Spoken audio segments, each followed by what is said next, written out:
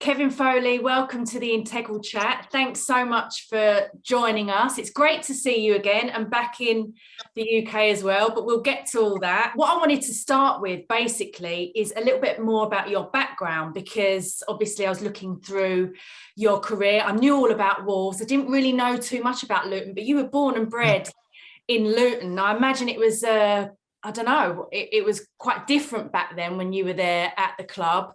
Yeah. Tell us about you coming through and sort of making your name in football at Kenilworth Road.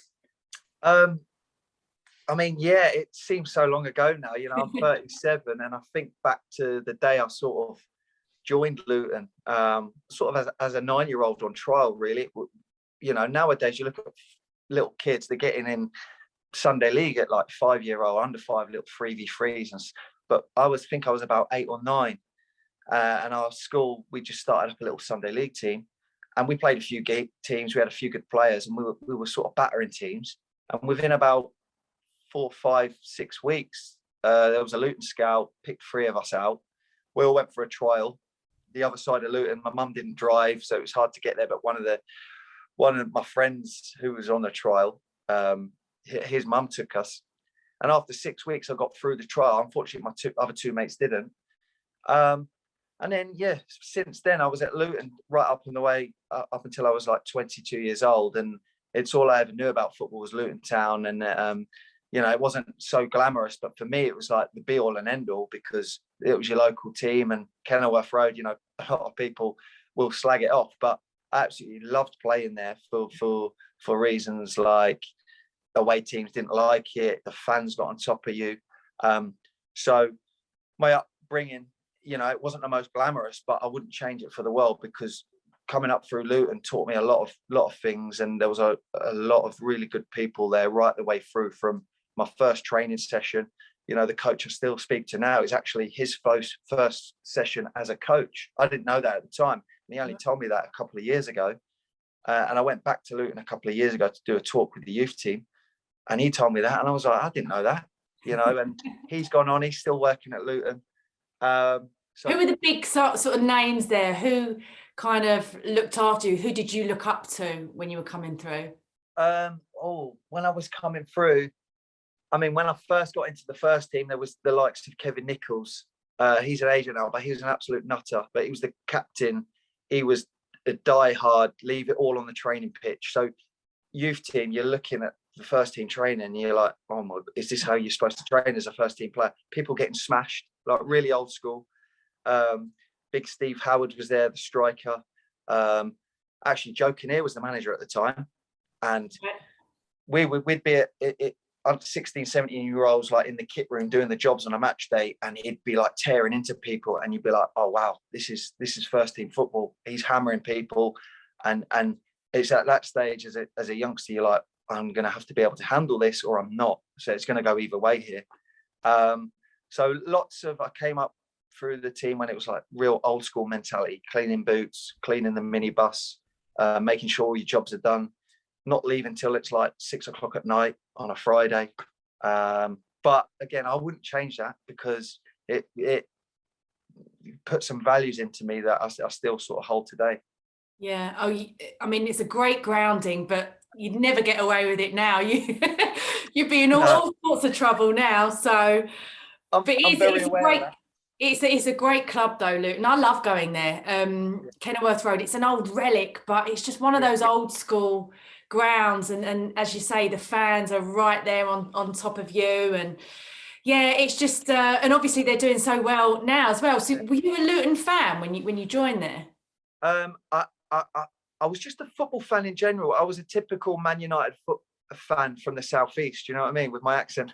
But obviously, I had a fond feeling for Luton. You know, when you're young at that stage, it's like, oh, you support Luton, even though you're from Luton. No one really. It was all Arsenal or Man United at that time. But obviously, the older I got, I've started to follow them and watch the games. And you know, being a youth team player or a schoolboy, you get tickets to the games. I used to love it, the buzz. Ever since I got that first taste of watching football, it was just, that's what I want to do, and I'm going to do everything I can to try and be a footballer. So how did you catch the eye of Mick McCarthy at Wolves? It was pretty simple, really. We that year we played Wolves. Actually, Luton, we got relegated from the Championship. I think we finished second bottom. And I had not a bad season, not a great season, but the 2 games I played against Wolves, I played really well. And Mick seemed to remember that. And when he signed me, he'd been speaking to my agent. And then when he signed me, I hadn't spoken to him, but I turned up on the day signing me. He goes, the thing that stood out for me was the 2 games you played against us, you kept our wingers quiet. And so if you can do that for me, then, great. So, and then obviously I went on to play like over 200 games for Wolves. And I had that was my most successful time as a player. With Mick McCarthy as the manager. And I'll never forget my debut, actually. So I've signed on the Sunday, trained on the Monday, and there was a cup game against Bradford on the Tuesday at home. And I've got no disrespect to Luton, but I'm coming from a tight ground. It's sort of channel balls, play long, get the second balls. And I'm come to Molineux. The pitch seemed like twice the size. It was like a carpet. I've got midfielders, wingers. Everyone wants the ball to feet. So I've played the first half and I'm like, this is great. I've not given the ball away. I'm coming in at halftime. I think it's 0-0. I'm coming in thinking, I've done well there. It's a good start. Mick's slammed the door. He's pointed at me. He started shouting at me. He goes, if you let the winger get one more cross in, you're coming off. You're going to sit with me for the rest of the game. So then straight away, I was like, oh, okay. That's how Mick wants me to play. And then lo and behold, for the rest of the second half, I stuck to the winger like glue. Didn't get a cross in. I didn't get as many passes, but I'd done better. And it was just that little message from Mick where I thought, right, that's what he wants from his fullback. Anything else is a bonus. So that stuck with me. And every time I played them for Mick, it was like, right, the winger's not getting the better of me. And that was it. And it was very simple. I mean, those years, especially obviously in 2009, you won Player of the Season. I think Mick just somehow brought the best out of that particular group of players. It was kind of like a golden era for a few years, wasn't it? It was. I'll tell you why it's special, because everyone in that squad at that time had not played. The only player that played Premier League football was Jody Craddock. He'd been at Sunderland with Mick. He was about 30 years old at that stage. But everyone else had come from lower leagues. You had Michael Kitely from Grays. Stephen Ward came from the League of Ireland. Matt Jarvis came from Gillingham. Carl Henry sort of came from Wolves, Stoke. The list goes on. I was from Luton. A lot of them lads sort of came through the academy as well at Wolves. So what I got from that was there was a real hunger and a desire to play in the Premier League. Everyone could sort of feel it. And it's hard to explain. You just look in the players' eyes on a match day at training. Everyone was so super focused. And you got Jody at the top of that, who's a great, great guy. He's a great artist now, but he was very quiet and he would lead by example. So we all seemed really focused and we had a good start to the season. I think we drew the first game, then we won 7 on the bounce. Then we had a bit of a blip. Then we won another 7 on the bounce. And you think, oh, this could be happening here. But the most important thing was to stay focused. And what's the end goal? It's Premier League football. No one's played it. We all want to do it. And that's what kept us going. How different was Wolves as a club back then? Because now, obviously, it's this big established, owned by big owners. It's had, some amazing managers there and done some great things. But then it was kind of little Wolves, wasn't it? It was little Wolves. It was Mick McCarthy. Terry Connor was his assistant. We had a goalie coach and like a strength and conditioning guy. And that was it. If you go into any Premier League, if you go into Wolves now, you'll see 20 staff.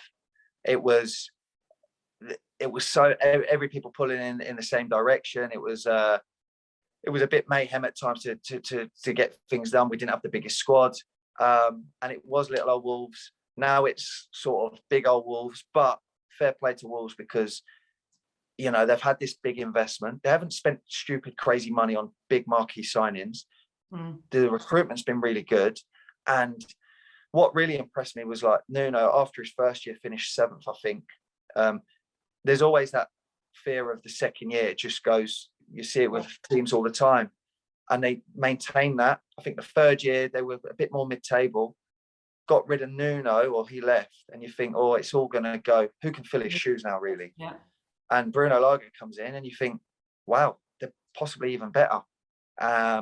So I've been really impressed with the way they've done things. and fingers crossed they can keep pushing, because just when they lose a few, they win again, and you think, well, they're right up there and have been really consistent. So they're a massive club. Loads of clubs now can say they're massive clubs because there's so many clubs that have been in the Premier League, but now it's how can they maintain it, and that's always the challenge, isn't it? Definitely. Well, I think I thought myself that Nuno had taken Wolves as far as they could go, but you're right. Bruno Lage does seem to have brought something else out of them, and they've had a couple of decent results lately, haven't they? Although West Ham managed to get a good result against them, which I was pleased about. Yeah, I mean, West Ham, they are flying, aren't they? Look, David Moyes, fair play. It reminds me of the Everton team he had. He goes in and, I don't think it's rocket science what he's doing. He seems to have a good relationship with the players, which is a big key, I think, for me. And he's got good players, and they're all working hard for each other. Absolutely. He's done a brilliant job. And it's kind of, he's got that togetherness and camaraderie that you guys had at Wolves under Mick McCarthy. How did he get the best out of you all? I think he was just so honest. Like, if you had a bad game, he would tell you straight away. Or if you weren't playing, he would pull you in the office on a Friday. And if you had a feeling, right, it's funny because on a Friday, sometimes you have a feeling, I'm not going to play tomorrow. And Mick used to always have this habit of pulling people. He needs to let people know before training that they're not playing when we do the shape and that. And it was funny because on Friday, you'd sense it and you'd be like, you know what? If he doesn't see me before we get on at training, I'm not getting dropped. So you'd sort of hide, you'd have your breakfast, but then Terry Connor's coming around. Have you seen Foles? Where's Foles? I'd be like, not seen. But then you think you're just about to get out and you just hear Mick be like, Foles, can I have a word? And it was like, oh, yeah, I know what's coming. Yeah, all right, I'm not playing. But I think he was very honest, and he'd tell you why you weren't playing. You didn't work hard enough, or your passing was off, or you looked tired. You'd be like, right, I need to get back to that. So then have a good week in training. And he would always sort of look at training as well. Sometimes you can go through the motions in training and you're going to play. Whereas with Mick, you're on your toes. Training was really, really super hard. So if you weren't fit, you weren't going to play. And I've seen times on a Friday where people play themselves out of the team because they train badly. So it always kept us on our toes and kept us honest. And again, I don't think it was like rocket science. It was like good players working hard to win the ball back and then keeping the ball and trying to attack. We managed to stay in the Premier League for, I think it was 3 seasons up there.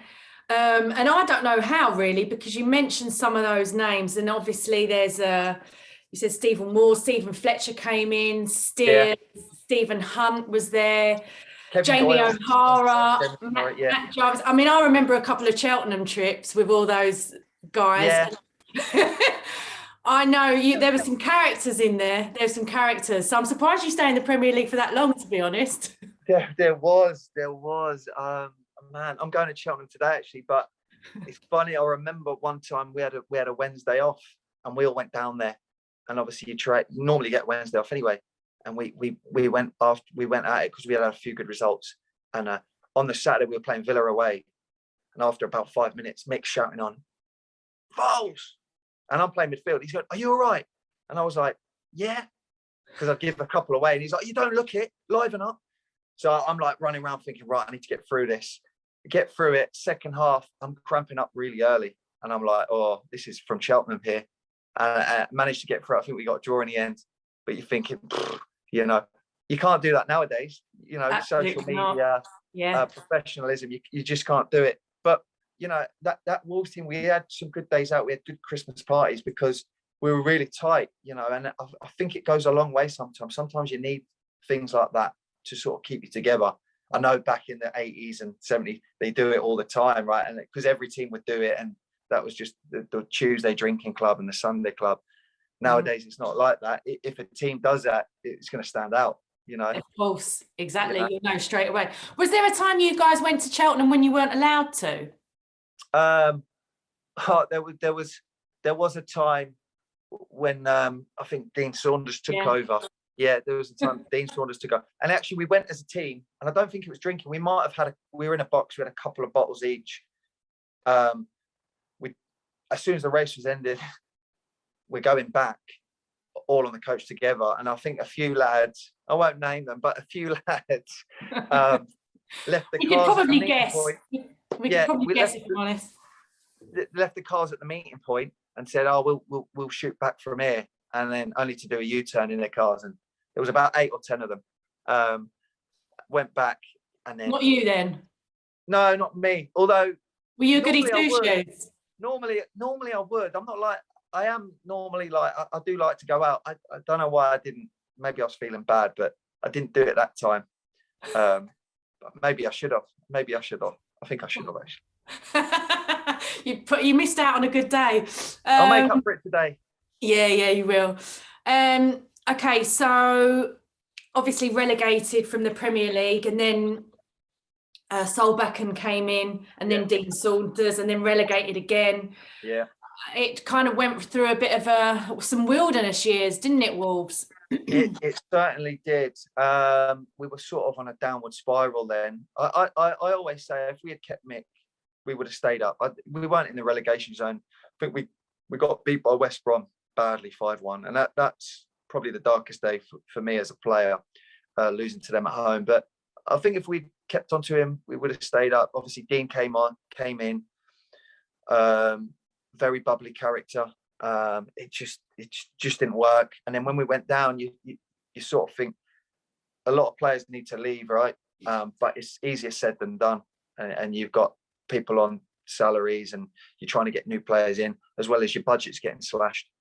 So, yeah, there was probably too many players sort of stayed at Wolves. For me, I was just sort of hanging on. I was injured at that stage, and that's sort of how my career sort of finished. Before that season, we got relegated. I had an ankle surgery, and I was just never the same player. I couldn't run, and you're just hanging on in there. You get a new manager, and you want to prove to them that you can do it. And in the back of your mind, you're thinking, I can't. I wouldn't pick me, the way I'm looking, and you're just hanging on in there. And it was like it was some down years. Not until Kenny Jackett came in, he sort of shunted a lot of the lads to the side for maybe that. They weren't treated well, but I understand why he'd done it. He had boys training in the afternoon. He had a job to do. Fair play to him. Got Wolves promoted, and sort of that started, their upward spiral again. So tell me about the years before you ended your career, because I don't know how long. I don't know if players even think about their career ending until it actually starts. They feel their body start to go, and as you said, there were some dark years. How did you cope with it? Did you start thinking about what you were going to do afterwards, or? No, I was putting it off, to be honest. I was because I'd had a good 4 years at Wolves, and I ended up being captain for a spell in our second year in the Premier League, and sort of on the back of that, I got a new contract, like a 4-year contract. That summer I had ankle surgery, and I was never the same player again. So in the back of my mind, I'm thinking, right, I've got 4 years. The surgeon's saying you've got 3 months, you'll be brand new, you can play again. After 3 months, I can't move my ankle, but I'm running around. I'm thinking it's going to get better. Just never did. But I had this comfort of 4 years. Not that I was relying on that, but I thought it'll eventually get better. It never did. And at no stage was I thinking, what am I going to do after football? You sort of put it off. You think, I've got 4 years. I'll get another club. I'll keep going. I ended up signing 6 months here, 6 months there, 6 months there, and you're hanging on in there. You're just trying to get through training, and you're turning up at, say, where did I go? I went to Charlton. I went to Denmark actually with Solbakken for 6 months because he knew me at Wolves, and that didn't really work out. I dislocated my shoulder. I played 4 games. Come back. You're out of contract for 6 months. I'm training. I've had ankle surgery. I'm trying to get fit. And at that stage, I was probably the fittest in terms of the leanest, because I was fearful of, I'm not going to get a club here. I'm going to be out of work. So you're super focused like I've never been before. I went training with Ipswich. I called up Terry Connor and I said, can I come in? He said, look, we've got no budget available. I said, look, I just want to train in a good environment for a couple of weeks. So I went there and I was really fit. And the first day Mick saw me, he was like, you look sharp, you look slim. And I've probably, in the back of my mind, I've been training for 2 or 3 months for this 1 week of training. And I hit the ground running, and I don't know if it's the adrenaline, but I've done really well in training. And a couple of days later, their left back, Jonathan Parr, he was homesick. He wanted to move back to Scandinavia. So Mick sort of said, well, you look good. He wants to leave. We'll put you in a 23s game. If you do well, we'll give you a contract to the end of the season. So I've done well, got the contract. You do that season, you play the odd amount of games, I think 8 games, and you think, right, I'm going to get a contract here. Didn't get a contract there. And then you back to square one again, and you're not thinking about what I'm going to do after football. You're still thinking, I'm going to be a footballer. I need to be a footballer. Go to Charlton, got a contract there, another short-term contract. And you sort of, at some stage, you feel like a bit of a fraud because they probably know, yeah, he was a good player, but I'm looking at him now, he can't really move. He's getting done here. And you feel like you can't do what you want to do. I'm sure you've heard it from many footballers. And you feel, I'm just trying to get through training. I try and get through this match without this winger rinsing me. So I had that. Then I had the same at Coventry for 6 months. And I turn up at Coventry and you've got all these young lads. And in the back of my mind, I'm thinking, I could help these lads. I could help them with this positioning. I could be on them about this, about that. But I can't do it. I feel a fraud telling them how to do it if I can't do it. And you get in this little, they must be thinking, this guy's terrible. Who's this old fella? Who's this guy? He can't move. He's telling me about my positioning and he can't even run. So you get into a little bit of a rut there, and you feel like everyone's looking at you for the answer, and you feel like you're letting people down. Yeah. And I hated letting people down. I never wanted to let my managers down, and you get in that sort of environment, and it's tough. It's tough. You just got to try and get through it. And then you realise it's time to hang the boots up. Would you have done anything differently? Like, would you have done your badges earlier, or would you have? I don't know. I tell you what I would have done differently if I had any advice for any young players. Would have some sort of other hobby, have some sort of other, go and learn something, go and get some sort of degree or learn something, even if it's like a hands-on, a plumber, do something. Because when I played football, I felt like I can't do anything else because I'll be cheating myself. If I start focusing on this sort of coursework or being an accountant or doing that, it takes my focus off football.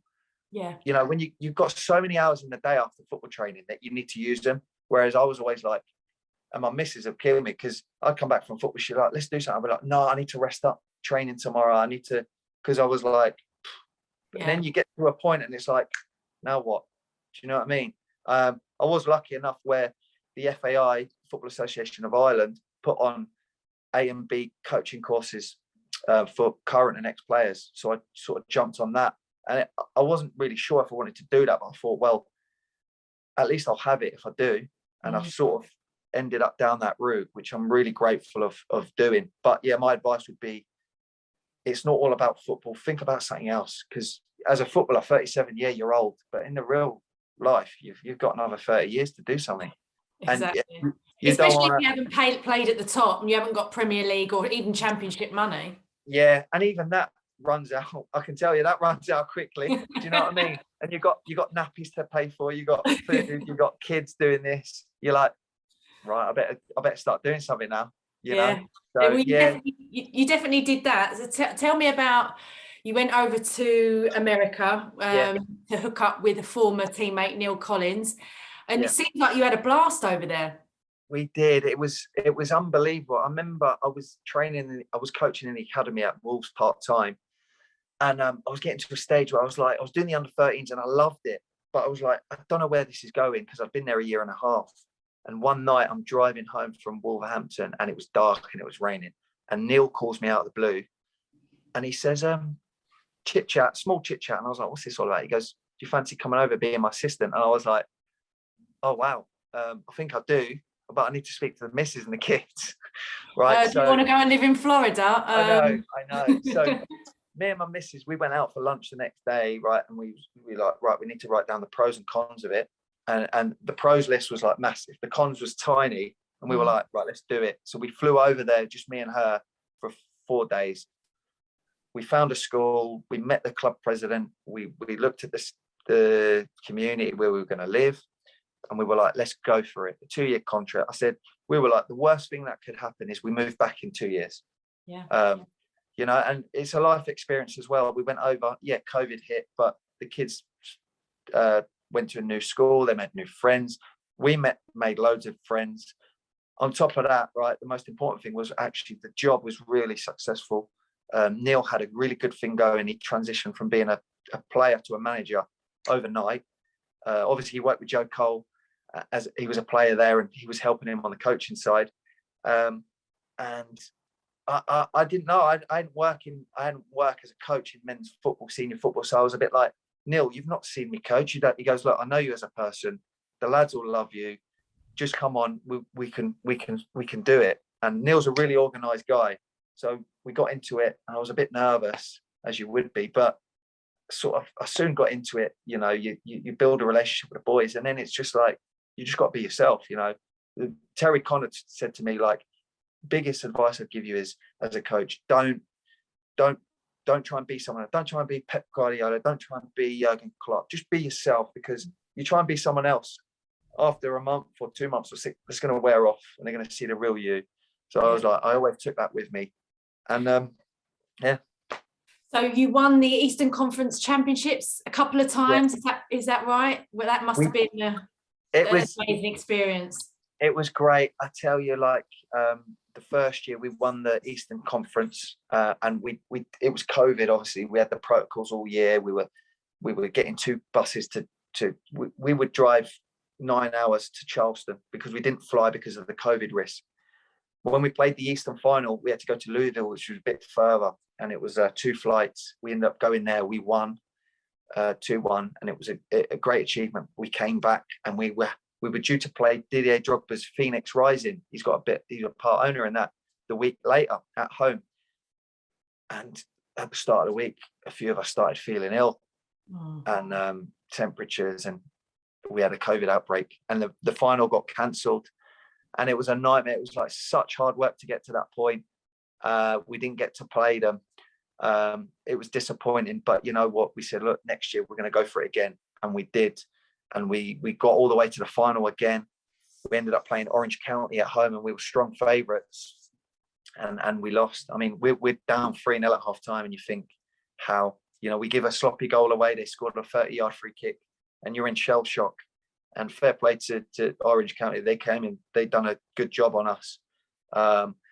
So many highs, a couple of lows, but that's what football's all about, isn't it? You know, and I always say you get more lows than highs in football.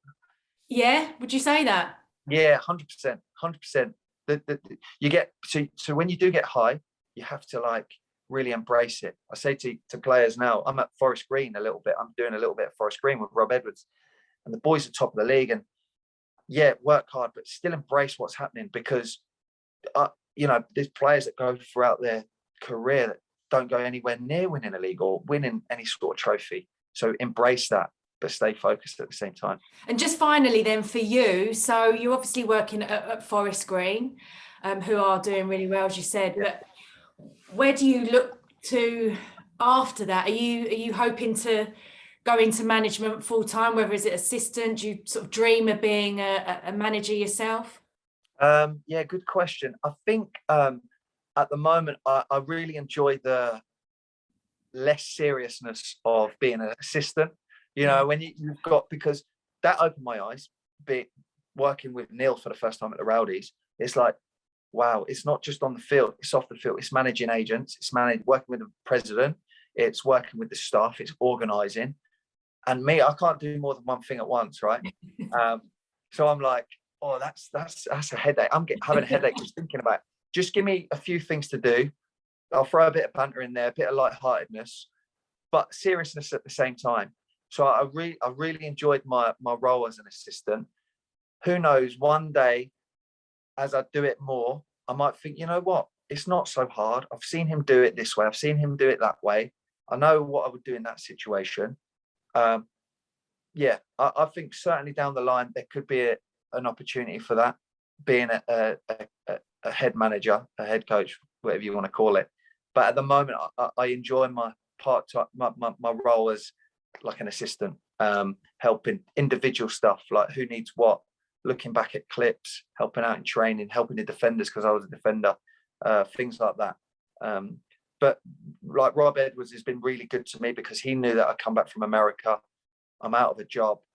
And he said, look, we've got no budget, but come on in and help us and we can help you get your foot in the door. You're back into football straight away. So it's been great to see him. Great to go to a team that are flying. Yeah. You know, although we haven't battle, isn't it? It is. We haven't won in 7, right? But the points are on the board. Expect to have the points on the board. We've still got a game in hand. You know, by the time this podcast comes out, hopefully we'll have won a few more. You know, so it's in touching distance.